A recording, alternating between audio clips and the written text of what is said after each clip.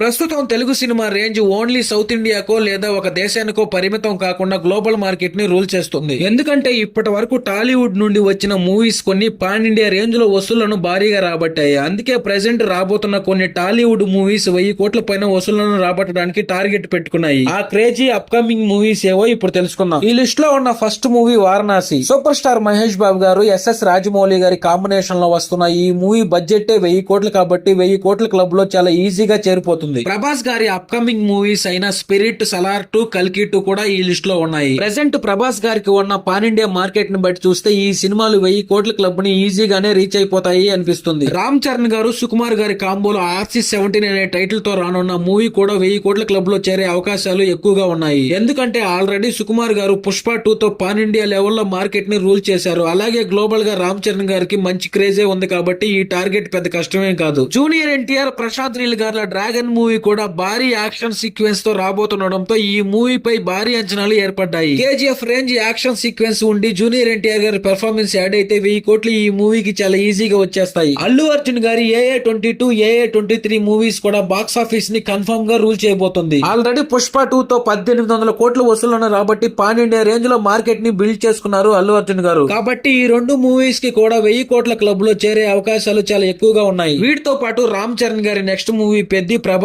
గారి ఫౌజీ కూడా strong content తో వస్తే మాత్రం 1000 కోట్ల క్లబ్ ని రీచ్ అవుతాయనే అనిపిస్తుంది. కాబట్టి రిలీజ్ తర్వాత వీటి రిజల్ట్ ఎలా ఉండబోతుందో తెలియాలంటే కొంతకాలం వెయిట్ చేయక తప్పదు.